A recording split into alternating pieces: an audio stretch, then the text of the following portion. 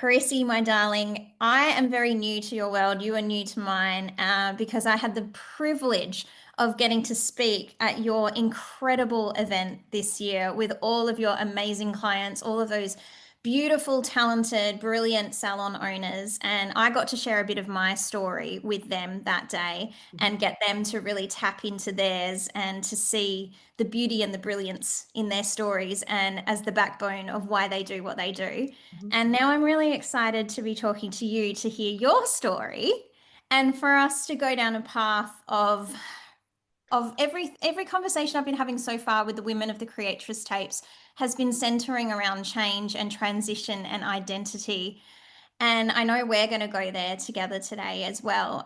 So I would just love to know what the fuck has been going on in your life lately? A lot, a lot. Just to give a little bit of a bio or a background, I am a psychologist, but I'm also a business coach, and I primarily coach people in the hair, skin, and beauty industry. I kind of fell into that industry. I I was actually a forensic psychologist, or working in the forensic field for about 10 years. I was working with prisoners down in Melbourne, and I had like a life epiphany, and I decided that I'd go and open a wellness center. And in the wellness center, I had a skin clinic, I had a yoga studio, and I had some allied health. And the skin clinic side of things really took off. And then people started asking me for help. And then before I knew it, I was mentoring and marketing business owners in the hair, skin, and beauty industry, and very quickly growing a large and successful multi-seven-figure coaching business and marketing agency. So it's a bit of a, no, I could never have anticipated if you'd told me 10 years ago that I was going to be a business coach, and not working with angry, violent prisoners, throwing chairs across the treatment room. I would have told you were probably mad. But here I am, just going where the wind takes me. So yeah, that's very much into business, very much into empowering. I predominantly work with women, women across the hair, beauty, and skin industry. Some men, but they're largely women dominated industries. And I suppose I'm very passionate about women being able to, support themselves, be successful, prioritize themselves, and really make a difference in this world. Because money in the hands of women, nothing more powerful, I think. Amen, sister. Mm. Um, That is such a phenomenal shift. Like such a crazy shift, literally such a pendulum swing. Also, love the fact that you have the psychology background, and I'm not surprised that the skin clinic side of things really took off because, like, who are our closest therapists as women? They're our Mhm. our skin clinicians, our Our hairdressers. hairdressers, You yep. know, the woman we've got our leg up over the shoulder of who's doing our Brazilian. Like, Oh, they are our therapists, really. oh. But you actually have the degree behind it as well, Yes, which is a yes, I bonus. do. Yeah, and it's funny because again, it's just kind of this divine experience of, and it's so funny because when I first got into the industry, I kind of abandoned psychology. I thought, "Oh, I don't need that anymore." Well, silly me, I didn't realize that psychology not only was so much involved in the experience of beauty and self-care and all of those things that our amazing hairdressers, stylists, and beauty therapists deliver as a service, but how much psychology was actually involved in business and it's just this extreme personal development journey that no one really signed up for, but everyone sort of ended up on the roller coaster. And I love being able to support entrepreneurial women, in that journey, giving them, helping them with the emotional capacity building and the identity stretching that comes along with being successful. Well, that's the thing, right? Is, as women, I don't think any of us are short of a dream. We're definitely Mm, not short of a dream. We're no, not short of a goal. We're not short of a big, beautiful vision for not just our lives, but our families' lives, our local communities' lives, the world at large. I think where we sell ourselves short sure. is holding the vision for our own success Correct. and allowing ourselves that success, giving ourselves permission to be bigger, bolder, brighter, better, Mhm. more successful, richer, all of the above, right? And I just think, as someone who our paths have only just crossed this year, but from, what I was able to just absorb and be immersed in when I was in your energy at that event on the Gold Coast at the end of June and following you on social media ever since, I just like am in awe of your bigness. And I love it. I love it. I love it because like if you want to like put all those labels on me in human design, I'm a manifester. Mhm. In, Western astrology, I'm a Virgo, but I'm like Aries moon and Aries rising. In Vedic astrology, I'm actually a Leo sun. So I have all this fire, I have all this bigness, and my whole life I have grappled with that push pull of like I know I'm big energy. I know Yeah. I walk into a room and I can change the energy in the room. I know I turn heads, not because I'm like the skinniest or the prettiest or the most glamorous, but because of my energy. And Mm. I have been in such a push pull, even now, still at 41. I'm like really just trying to get comfortable Mm. in my own energy, in my own skin, in the vibe and the aura that I carry. And I know for a lot of women that is a struggle as well because they do want to be maybe even just like 10% bigger, Yeah. or they want to be 20% brighter or 30% louder or just to speak their mind or whatever the case may be, actually show up how they want to show up, dress how they want to dress. What would you say to that? Like, what advice would you give to me and to those women?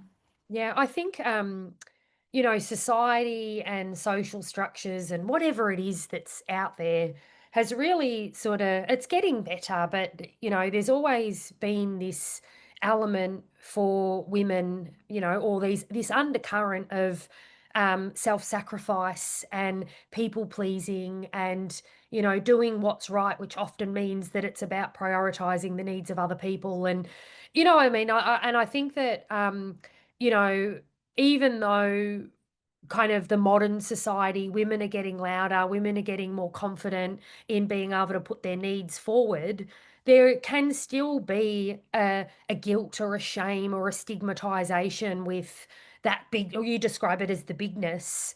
And I'm what am I? Even forget how old I friggin' am these days. I think I'm 43. I'm 43. For the women in their, 40s and 50s, definitely back in the day, it was I can remember my dad saying to me things like, well, nobody likes a smart ass. And, it was kind of like you shut up and you just do what you're supposed to do and you don't complain and and that has really carried over. I've had to work really hard against that coding.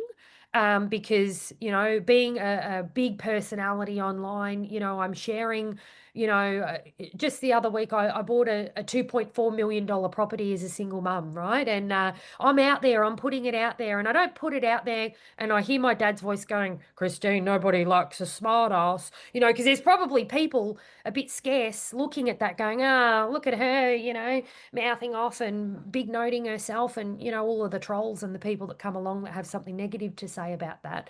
But I deliberately make myself loud and proud online about my accomplishments wholly and solely because I know there's somebody out there looking at what I'm doing going, you know what? Because I am the most, how can I describe myself? I'm the most genuine, authentic, down to earth. I was never good at school, but I got through a friggin' psychology degree. And don't ask me how I became a psychologist. It was just, I actually ticked the wrong box on the university application form and got in by accident, for Christ's sake. But I'm not even joking. But I just think that if I can do this, other women can do it too. And that is why I'm loud and I'm a big presence on the internet because I want to be able to inspire women to go, you know what, fuck it. Can I swear on this podcast? Is that all Fuck right? yes. Oh, that's good. I didn't even ask before I come on. Fuck it, I'm going to enroll in the nursing course that I always wanted to do, or bugger it, I'm going to get rid of this pain in the ass husband because he's just, not doing what he needs anymore. And that's my message in that how I live my life and what I do and how I show up online is I'm just hopeful that other people see that and the message is, well, if she can do that, I can do that too. Yeah, absolutely. And like you've very much been doing that for me, little Mm, bit by little bit, post by post, story by story, because I may not necessarily want exactly what you have, but I want my version of that. And I Yeah. think that as women, we need to recognize that is like just because you've got the big house on the water or you Yep. drive this car or you carry that handbag, like they are your personal choices, right? They Yeah. are your markers of success. They are goals that you've had for yourself that Hmm. you want for your life and for your daughter. Hmm. And, they don't have to want the exact same thing. No. But the lesson here or the vision here that you are portraying and trying to get across, the message you're trying to get across is whatever you want, you're Hmm. allowed to fucking want, and you That's should most definitely go after it. absolutely Yeah. 100%. And anything's possible, Yeah. Yeah. because again, the coding, the social sort of grooming, all of the things that have told us that we're too much, not enough, can't have that. That's, you can't be a mum and run a multi-million dollar property. You can't have work, all of these things that keep us small. You can have it all if you want to, and I'm a walking, breathing, living testament to that because I my motto for I don't live life any other way, and I refuse to live life any other way. Yeah. Because life's too short and life's too precious not to, right? Absolutely. Yeah, and I think we've all experienced something, some kind of loss or devastation or trauma to prove that as true to us. And it's really interesting that your dad always used to say to you, like, nobody likes a smart ass, Mm. and like nobody likes to show off. It's very much that Australian tall poppy Yeah. syndrome bullshit lie thing. And funnily enough, for me growing up, the thing that has stuck in my mind the most of all was my mum used to say, especially about other women, Mhm. ugh, she loves herself. Yeah. And I'd forgotten about that statement, but I remember that in primary school. Oh, she loves herself. yeah, it It was was like so such a negative. Yeah. derogatory term. Like it was such a like a way to criticize or put somebody down, like to say, oh, they're so full of themselves, they're so arrogant or whatever. When in actual fact, like they're probably just comfortable in their own skin and confident and whatnot. And but the crazy thing is that the way that she said it and the exact words that she used, because I'm such a word nerd, like I fucking Yeah. love the English language, the power of words and the Oh. energy they carry. Hmm. But like she loves herself, stayed with me for like such a long time in my life. Like it's still with me. I'm 41 and I'm still saying it Yeah. in such a way that I thought it was wrong to love myself Yeah. because Yeah. that's a bad thing. People are going to Yeah. think really bad, like poorly of you because you're going to come across as like an asshole. Yeah. Egotistical or narcissistic or whatever it is. Yes. Yep, I get It's it. just so wild. And that has just taken me years of like you said, decoding that, deconditioning that, like proving that to be a lie and telling myself a new narrative, a new story, attaching a new definition and energy to attach to the word, self-love, for Yeah. example, and in your industry in particular, like that's just, I have to say the beauty industry has been one that has been significant in helping me rebuild my Hmm. self-worth and my self-confidence from the outside in because especially like as you would have heard like in my story coming up 10 years of age being diagnosed with scoliosis and wearing a back brace for 5.5 years and then having spinal surgery and blah blah blah blah, like my whole adolescence was a write-off. I Yeah. really didn't start blossoming until I was 18 and out of the back brace and had the braces off the teeth and the acne was gone, and then I was able to get my hair done and go and Yeah. get a spray tan and get my nails done and like express myself through fashion and what I chose to wear. And I just think there's really something to be said for building, like when you need to, you can really build your confidence from the outside in through really beautiful, special people who Yeah. own these salons and these clinics, like yeah. Absolutely. I feel most like myself. I always say this. I feel most like myself when I've had a blow dry and I'll know that I've made it. So my definition of success, my marker of success will be when I can have twice weekly blow dries and I never have to wash my own fucking hair again. Oh, I would love that because it's so oily at the moment. It's funny that you say that because, in investing in all of our beauty regimes, and I love it, but I'm sitting here with the darkest eyebrows you've ever. I don't know whether you see the video recording of this because, I've had my good, I've had my eyebrows done and they're always 10 times too dark. In addition to that, I have a small eye at the moment because I had some Botox injections done, and then the the Botox migrated across my eye. So as amazing these things make us feel, they also go wrong at times. Yeah. But I'm here for it all. And there's always that like settling process. I feel like, I didn't have my hair colored for so long and then I got it all blonded up again. And I Yeah, was like, holy shit, okay, Sonia, don't react, don't judge. You always know it takes your hair 2 weeks to settle. And then like the black brows. yeah, Yeah. once you've had exactly, it's like getting your eyebrows tinted, all the things. And just so on the theme of transformation, Mm, I don't know the timeline of I don't know your timeline exactly, but I know you've been through significant change personally. And mhm. you touched upon it saying that you've bought this house as a single mum. Like, Yeah. can you talk us through some of the biggest personal changes and transitions you've had to navigate yourself Yeah. recently? Yeah, look, and again, and I always share these with, the hope that if there's anybody out there that might be sort of traversing or experiencing doubt in the same ways, maybe you can take a feather out of my experience. But yeah, earlier in the year, I decided that the relationship that I was in is my long-term partner, and obviously have a daughter to this person, but the person that I was 4.5 years ago when I got into this relationship is not the person that I am now. I've done a lot of sort of reflection and personal development work and growth and all of the things. And I think I just got to a point where I looked around and I thought, you know what, I have this amazing life. And my ex partner is actually an amazing person. Like, it's not that he's bad or anything's bad or anything like that, but I just sort of, not that I woke up one day, but increasingly when I was looking around and, I have great, businesses that are very, very successful and I'm very accomplished in my career. And that's always been, a priority.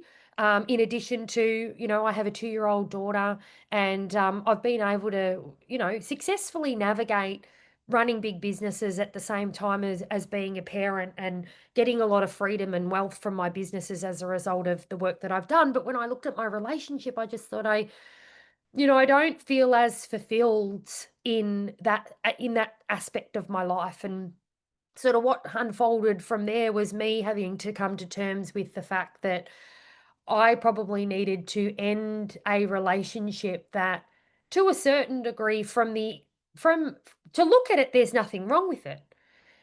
And that's hard, but then having the courage to go, "But it's not what I want, and it's not meeting the needs or the expectations that I have in terms of emotions and, this new version of myself that has been building and growing over the last 4 years that has seemingly, exceeded the capacity of my partner." I had to end the relationship. And, and I think that it's really driven by this perspective that I am here to live an exceptional life, an absolute exceptional life. And unfortunately, in that pursuit, you have to make hard decisions. You have to make sure that what you're doing, who you're keeping company with, who's in your inner circle, how you're navigating your business, how you're doing your parenting, it all, to me, has to be in alignment. And over the time, I've built a real intolerance to misalignment, which means that now, once I get that feeling in my gut that something's not right, there is a need that I have inside of me to make it right. And unfortunately, my relationship, became, I suppose, collateral damage to that pursuit. Um, and as a result, I decided to, yeah, it was quite, I looked at my life and I thought, oh, my ex-partner was a stay-at-home dad. He did all of the heavy lifting in terms of the parenting and, obviously when you're running, multi-million dollar businesses, you need to be focused on that, which is a bit of a difference to the stereotypical roles. But then I was staring down the barrel of, oh shit, now I've got to run these companies and I've got to be a single parent. And I need to do it all. And at the same token for him, he had to go out and get a job and return to the workforce and run a household and be, it was big for him as well. And the difficulty also emotionally is that I was the cause of all this, that I decided that I didn't want to continue. And then as a result of that, I inflicted a whole lot of pain on, him having to, navigate a new way of life, and me also looking around going, fuck, how do I do this? Like, there goes the gym in the morning, and do I need to get a nanny for this? And how do I, and then he doesn't want me to get a nanny because he doesn't want the person to, it was just it was a big mess. And there were moments there where I was just like, man, was it really that bad? Like, why do I have to be a pain in my ass and, have to live this aligned life and and follow my intuition when it creates so much fucking pain and turmoil? I just had moments where I just thought, I'm just nuts. Like, but I can't do it any other way.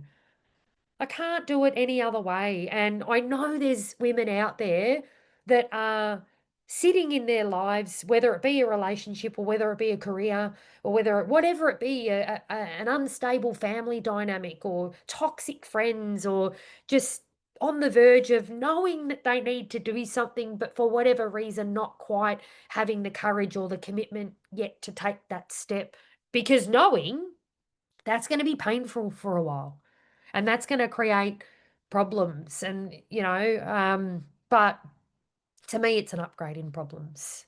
Yeah, and I think as well, what really came through for me just then as you were speaking is that when these things become out of alignment for us, they start as a whisper.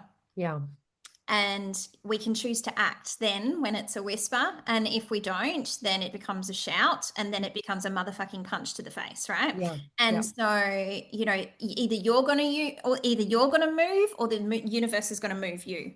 yeah, So, I think like sometimes sometimes we do, we build up that bravery and we build up that determination and we're like, okay, I'm going to make this change no matter what it is, right? And then, but sometimes I think, and I know I've been, I'm this type of person is I am very determined. I am very motivated. I am not afraid of change. And I have made many changes throughout my life. And also, there are some things that I'm a little bit more stubborn with, maybe a little bit avoidant with, and the universe has to throw a brick at me. for sure. And then I will learn the lesson and I will move and I will change. And so I think, of course, there are always those two paths, but I think especially for a lot of women, especially in like friendships, what you were saying, friendships, like Mm. jobs, careers, Yeah, just the way they're living their lives, even just the small choices we make for ourselves every day, like about, choosing to feed everybody else first and then just like yeah, us eating just whatever on the run, or yeah, like choosing to just like wear the clothes we've got in the wardrobe that we don't really like anymore and that don't feel like us anymore because they're there. yeah, All those little, I feel like they're just like all these little micro betrayals that we do to ourselves as women every single day because we're putting everybody else over and above us and ahead of us. And we're like, oh, yeah, I'll get to myself eventually. And yeah, it just, I think that's why, like, you and I are not very far apart in age. We're only, a couple of years within each mm, other. And a lot of the women who are listening are late 30s, in their mm. 40s, in their 50s. Um, is like, I think our generation, especially, like, we're like, I'm not going to be my mum. No, I'm not yeah. going to be my grandma. I'm not going to do that, what they did and what they put up with, and they never had anything for themselves. Mhm. I think midlife for us is looking very, very different, and we are paving a new way. For sure. And but then I suppose along comes the shame and the guilt and the vulnerability, Of because when course. when like, we're the what are we? We're the first explorers, really. I mean, they had the bra burning back in the day and all of that sort of stuff, but it's what's emerging now is that emotional sovereignty, and but not being afraid. It's not about so much about the pragmatic women's rights anymore. We deserve to work, and it's shifted from that.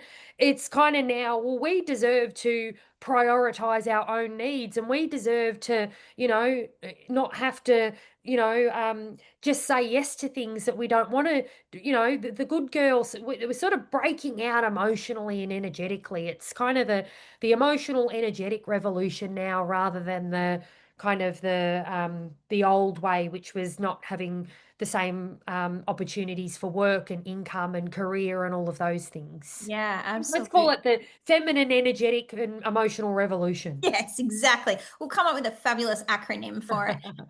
But definitely what you just touched on just then is it's really interesting because obviously this conversation series is called the Creatress tapes. And Mm, Creatress is a word that's very dear to me. And as I was saying to you before we hit record, I actually ran a personal development mastermind a couple of years ago over the course of a few seasons called the Creatress Academy. And the very first theme that I ever ran with was sovereignty. mm, And it's like I've still got all of the themes saved. I know I'm bringing Creatress back in some way, shape, or form at some point very soon. And hmm sovereignty is going to remain the first theme because it is our foundation as women. mm, And hmm like what you said is, we are really in a sovereignty revolution now, when it comes to our mental, our emotional, our spiritual, our physical, all of it, sovereignty hmm as women. And like for you, especially, like what you've moved through, the decision that you made, now moving forward as a single mum of a gorgeous little girl who hmm is just so fun to watch on your stories because she is so full of life. She is so vibrant and running these multi-million dollar businesses. Like, hmm how do you keep your own personal sovereignty hmm at the forefront so that you can give yourself to not just, all like your business, your daughter, but like really like giving yourself to yourself as well, like not forgetting yourself in the process. Yeah. I mean, we all learn by accident, don't we, in terms of it. I think it starts with giving to everyone at your own peril, and there's degrees of self-sacrifice in there, and then the resentment cycle builds, and then there's a tension there where you're kind of like, hang on a minute, I don't want to do this anymore, you know? So for me, it was very much I've come from a big self-sacrifice place.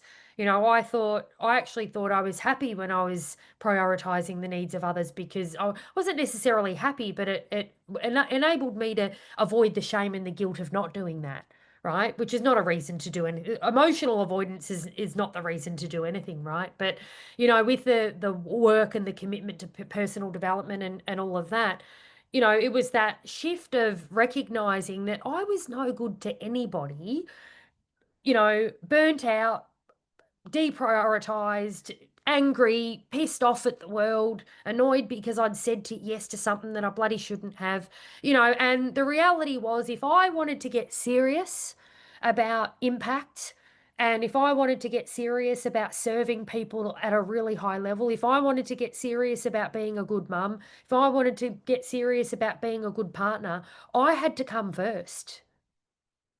And that's the reality, right? Because you can't serve anyone, you can't nurture anyone, you can't support anyone when you're trying to do that from a half-filled cup. Yeah, absolutely. So, what are your personal non-negotiables? Because I know a lot of women who will be listening to this will be like me when, Yeah, there are these magnificent, brilliant women out there who tell these stories about their lives, right? And then I'm like, yes, but I want to know yeah, what are your you personal, do. I love the detail, right? I Yeah. love the nitty-gritty detail because, like what we said before, what you do or what you're striving for may not necessarily be specific exactly what I'm going for, but I think it's in those specifics. I always say whenever you're telling a story, the specifics are what make it universal. The Mhm. details are what make it universal. And so I would love to know what are your personal non-negotiables for keeping your sovereignty topped up? Yeah. I have a little rule where, the first thing I do for the day is give something to myself before I start giving to other people. And I think, being a psychologist and obviously in the business coaching world, and you give a lot to other people. Your whole day is circled around showing up, providing, advising, supporting, all of those things. So it's very important that before I start that process, that I need to help me first, and whether that's in the form of I wake up and I do a bit of a meditation, or on the days that I don't have my daughter Peggy, I'm at the gym or I'm out on the beach doing a grounding walk, or I'm just doing something for me first. And it's interesting because when I have supported business owners, often when I talk to them, what's your morning routine look like, particularly mothers? It's kind of like, well, I get out of bed, I get all the kids out of bed, I start making all the lunches. I say straight away there's this doing for others as the default mechanism to the day. And I've really worked on like, no, I do for others all day. I'm going to make a stand here and make sure whether it's as significant as going to the gym or, on the days that I have Peggy, it might be just a moment of box breathing before I get out of bed. Even if she sneaks in and jumps in, I just sort of, I kind of I don't ignore her, but I just will make sure that I'm not getting out of bed, making the breakfast, doing all of the things before I might have done some breathing or some, grounding exercise or something like that. And I think that's important. It's setting the energy around the fact that this has to be a balance. And for me the first thing in the morning is if I feed me first, then everybody else is going to have the best version of me throughout the day. Oof, I love that. I Mm. just, as you were speaking, I heard when if I feed me first, everyone Yeah, else gets nourished. absolutely. Yeah. Mhm. Whew. That's beautiful. And I love though that you're really like you're really realistic about it. Mm. You're like it literally could be 5 minutes. Just not just it's even just that Yeah. Mm, symbolism of, you know, my 2-year-old's running in, she's jumped on the bed, she's, I want to get up, and it's just like, we need to wait because yeah. I've got to do this first, Yeah. you Yeah. know? And also you're setting that example for her. You're showing her like this is for mummy. Mummy needs this. Mhm. And then mummy can be the most awesome mummy for you. And then it's all about you and let's go. Let's go have brekkie together. Like that's just such a powerful example to set for Peggy, I think. For Yeah. sure, for Yeah. sure. And and like I said, it can be just such a small thing. Yeah. It doesn't have to be I think mums sometimes go, oh God, morning routines. I've seen the looks on there. 'Cause I work with female business owners, right?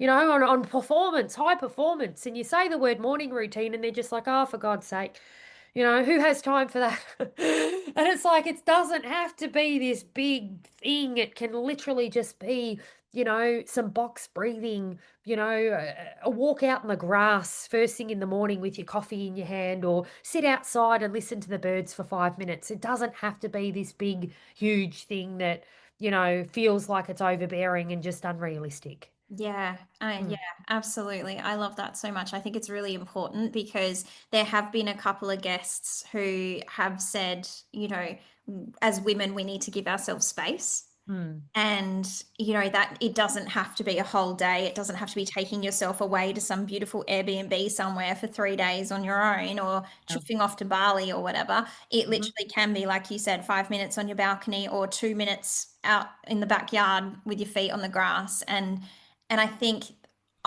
where the magic and the power really begins to compound and to build is doing mhm. that consistently. Sure. You And know, also, I want to add to that too, because I also don't want to give the impression that we've got to be quick with how we give to ourselves either. It's like, let's fit in.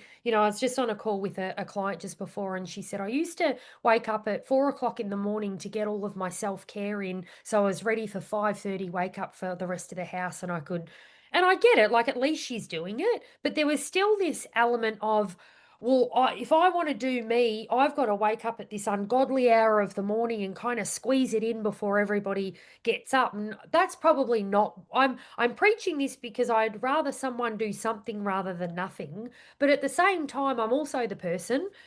March this year, I went across to Mexico and by myself, and I was over there doing plant medicine, right? And I took 2 weeks to do that, and I wasn't guilty doing that. I thought, no, I'm over here. I'm in the Mexican jungle doing all kinds of wild things to myself, and I'm okay with that.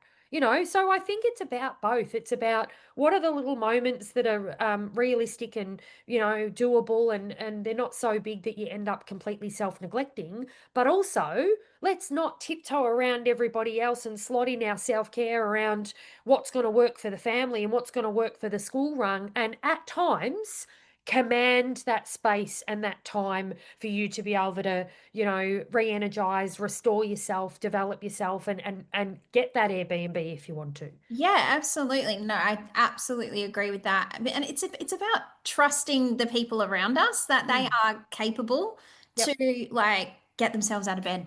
Yeah. to make their own breakfast, to Yeah. find where their bloody undies are or where they've left their phone in the house. Like I know, and this comes from communication, I've found, because I mean, obviously I don't have kids. I do have a husband and I have two pets. So sometimes I do like to joke that I have three kids.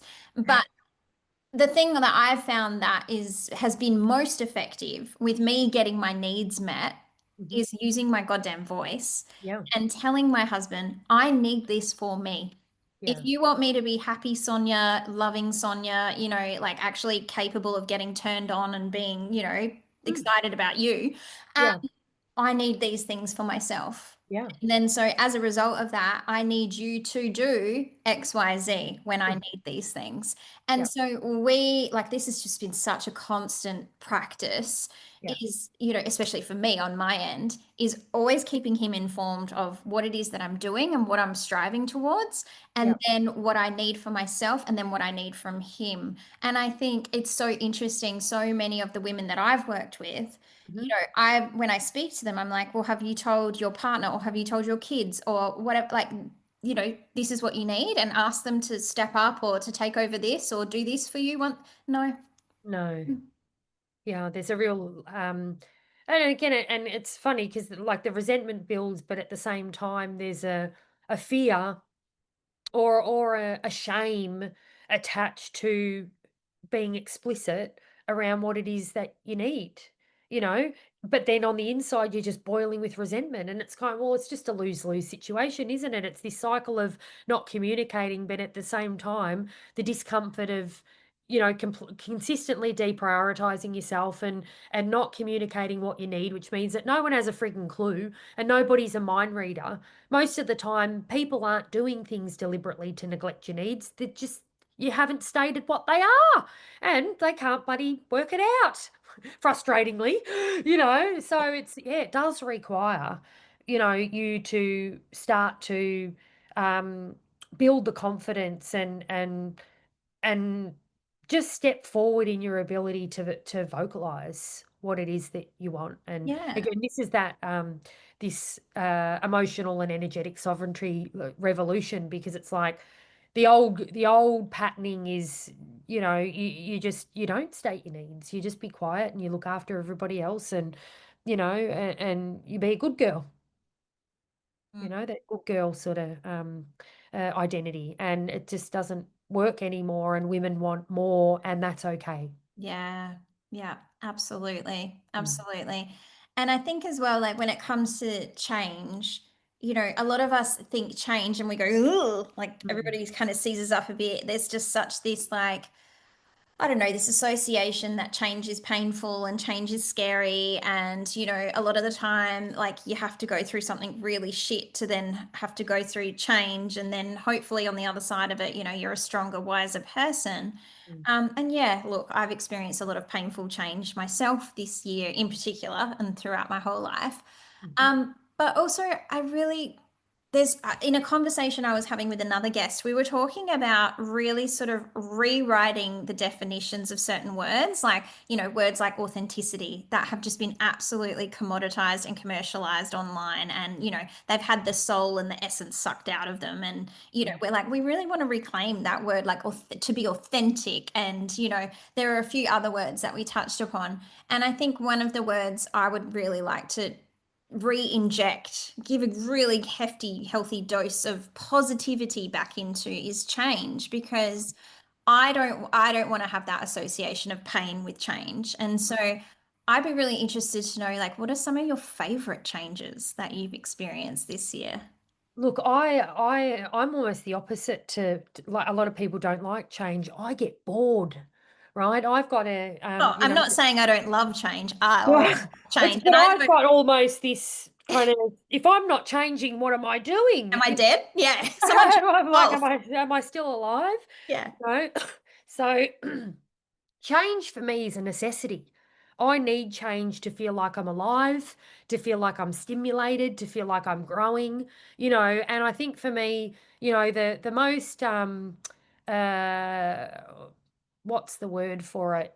Um I think that the most grateful changes that I've made this year is really being able to make decisions in alignment with what I need in the world. Like, obviously, in the context of my relationship, I've been quite a masculine female. Obviously, in the entrepreneurial world, there's a lot of masculinity that comes around with being a successful female business owner. The fixing, the solution seeking, the mental resilience, and all the things that you need to have to manage a business as a female, leads you to abandoning some of your femininity, some of your softness, some of your surrender. So for me, being able to make decisions to change my intimate relationship, my lifestyle to a certain degree, was based off the fact that I want to feel more softness. I don't want to live in a, masculine dominated, fix it, energetic world anymore. I want to be nurtured. I want to have somebody look after me. I don't want to be the decision maker all the time. I'm sick of that. I make decisions all day. Don't ask me another question. You know what I mean? So it's the biggest change for me is making decisions in my life that enables me to lean into more femininity and not feeling so responsible for the needs of other people at the peril and the detriment of myself and what I need emotionally, and some reprieve emotionally. So that's been a huge shift. And that's so weird because, like, I never even, until this year, I was just happy with my masculine. It served me. It's made me incredibly successful. It just didn't even occur to me that softness and surrender and was something that I even needed until I started, looking into myself and trying to understand my just feeling of lack of fulfillment. And when I started to think about, well, what if I was in an ideal relationship, what would that look like? What would be happening? And that's when I realized, oh, hang on a minute, I think I want to be a little bit more feminine. How weird's that? Because I've always been the fixer, the decision maker, again, even just being the breadwinner, the person earning the money. Huge masculine imbalance in my life. So for me, the biggest change this year is wanting to lean into femininity. Oh, that's really powerful. Mm. And I think that's really such a beautiful share because, like, you leaning more into your feminine energy Mm. is not going to be to the detriment of anything that you've created. Mhm. If anything, I think that that's going to enhance what you've Mm. created even more. Like, it's going to enhance your businesses, it's going to enhance your relationship with your daughter, it's going to enhance whatever relationship you choose to step into next and cultivate, like romantically or whatever. Mhm. I think that, like, of course, we've had to do what we've had to do to get to where we are, right? Sure. And Yeah. then you get to a point like where you're at right now, and you're like, cool, this version of me where I was leaning so far into my masculine has Mhm. gotten me to where I am today. Bloody grateful, forever grateful for Mm. that.